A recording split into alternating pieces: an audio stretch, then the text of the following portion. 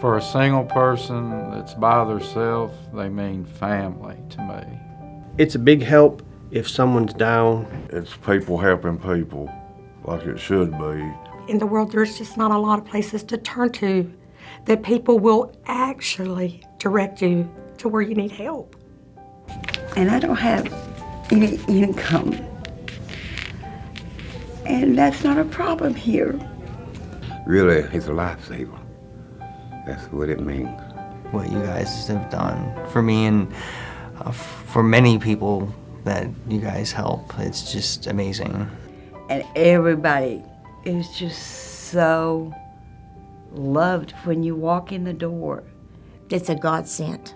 It's a truly godsend. You can get just about anything you need from y'all. And that's what makes it so good. That's one reason I volunteered. I think we're helping the people that truly need the help. My granny always told me, you know, if somebody's hungry, feed them, because you never know, you might be in that same predicament one day, and they'd be willing to help you out. I know a lot of people that come and get food that really need it, and they say a lot of times without coming here, they wouldn't have anything to eat. So that's why I like to drive the truck, because I know I'm helping feed people that I know is coming to get food. But it's not just that, it's making the people feel comfortable. We had a lady come in the other day, and when she left, she looked at me and she said that this was the only place that she had been treated like a real human being in a really, really long time. And that day was so rewarding, knowing that we could just be here for her and let her know, hey, it doesn't matter what you're going through, we love you.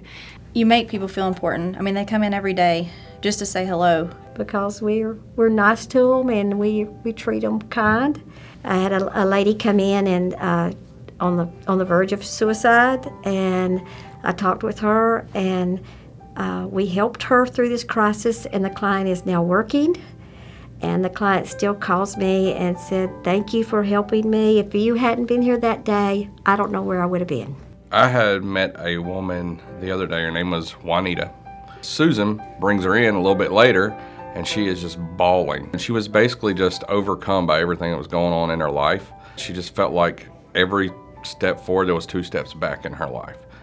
And so we prayed, and she prayed along with me, and she cried the whole time, and she was very thankful for what we do here. You know, it's those situations that make all this worth it. Every person is unique and individual and is loved and greatly honored by God, and we want to reflect that love and that honor and that respect. Give them some dignity and respect that they may not get all day or any other day or the rest of the week or the month. After they leave, they're feeling a lot better, and I want to make sure they do when they come in here to me. The other day, there was a lady that had a birthday. Anyway, I got her this big Hershey cake, the chocolate one. She's like, oh my God, yes, yes, yes. So she was happy about that way, and I think it helps, you know. I have a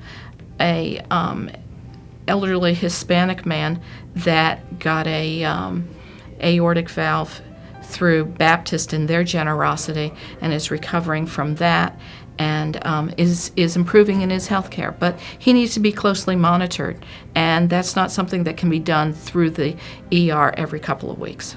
It means a lot to me, because I wouldn't have any health coverage at all. I have diabetes, high blood pressure, neuropathy, and they give me medications for all that. I have a bunch of illnesses. I have no insurance. Homeless. Everything was like falling apart, and they guided me through the whole program. If it wasn't for y'all, I wouldn't have none of my medicine. I'm in a house, but the house was ransacked. Doesn't have any electricity or plumbing in it, which is why I'm coming down here to take showers. I felt that they would be able to not only just give me quick help, but actually care. God has blessed me with this places like this to help me out. It's really helped me a lot. I can't thank you enough for all that y'all done. When I first moved up here to take care of my mom, I needed some help with my medicine, and I come up here, and Christian Ministries, they didn't deny me at all. They helped me out. They, whatever I asked for, they helped me. If it wasn't for them, I don't know what I'd do. I lost my job about a month ago, and I had a really bad toothache. and they told me that I could come over here and they will help me, at least with the medication and getting my wisdom tooth extracted. It means a breath of fresh air in a really tight situation where I was, you know. I'm used to always paying for my stuff, but in this tight situation, I'm thankful that you guys came for me. I was cramping real bad. I didn't know what was going on. And Miss Susan seen that I got it through the doctors back in she let me see a doctor unscheduled. And Dr. Sue had did my blood work and everything, and I told her what was going on in my leg. She said, I know this doctor named Ronald Locke. And they told me that I wasn't getting no blood through my legs. My blood circulation was completely gone. My leg was gaining green. I called Miss Susie. Remember, I called Miss Susie. I told Miss Susie, I said, Miss Susie, they finna take me to surgery. Me and my wife don't have the money. She said, William, don't worry. It's gonna be all right. And only by the grace of God that I'm here today because of CCM. They have been here for me, my family, and they still here. They still here. Miss Susan is an angel. She is an angel. You can talk about Miss Susan all day long. She came to the hospital. She came and sit with me and my wife for a while, and we talked. She prayed with me. The hope that it gives, being down and losing everything you have and your ability to stand up on your own. I would lose it all again just to meet y'all folks all again. It's been awesome. Now I'm starting to give back to CCM for what they've done for me. I'm trying to help them out too by doing some maintenance here. I needed to stay busy to keep my mind focused on, what I can do next. And they wanted me to help them out up here in the pantry area. It helps me, to get myself motivated. There's lots of people. There's one after the next, after the next, after the next. And you don't realize that in your community that there are that many people that are struggling every single day, day after day after day. The most wonderful thing about watching clients that were ready, because they were willing to put the work in beyond just saying that I know that I need help. That makes all the difference in the world, I think, for folks and for me. Just to know that that's existing and that people are striving to do better. I was in Exodus because I had a drug addiction, and one morning I decided I was tired. I was ready to throw the towel in, really. And Miss Alice told me to hold on, and it's gonna get better. First time having my own housing, being my first housing, my first savings account, my first checking account.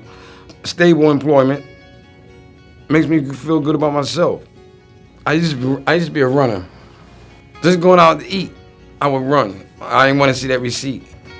So today, I can open my mailbox and smile because the Networks program has showed me, right, how in my budgeting, now I can go pay my Duke Energy bill. Now I can go pay my rent, and that's like to me, that's like the greatest feeling in the world. We want to help people really ultimately change their lives. So if someone comes in for food, our goal will be to help them figure out, well, why do they need extra help for food? It's really meeting one-on-one with our clients and finding out what they want and what do they need for us to help them with. So I had a lady come in and she was homeless. And that was her biggest issue, was that she was homeless. As a nurse, I could list 5 other things that were issues. Once we get that housing taken care of, then she'll come back and we'll do wraparound services and an assessment where we can take a look at what other needs does this lady have and how can we help her really navigate the system. So it's, again, not fixing problems, it's helping people find the resources they need to fix problems. We can let them know how to take care of themselves. We can teach them how. I don't think any of us can attain self-sufficiency without our faith. So for me to bring that faith into the relationships that we have with our clients and then to be able to work with them one-on-one to help them overcome their obstacles and challenges. That's my vision for the ministry. They're able to get their own apartment or house. They're able to buy their own groceries. And a lot of things that were unable to do before helps build their self-esteem. Now to the point where I'm able to help myself, which makes me feel even better. And they say I'm being a productive person in society, being a true taxpayer. Well, I'm one of them today. I'm one of them today. Y'all make me feel good about myself. They give me a stability. It's my life now. You know, it's like maybe number two. God's number one and it's number two. You know, this is a Christian organization. And what Christians are, God is right there in the midst of it. And it's still working. And it's still working for people.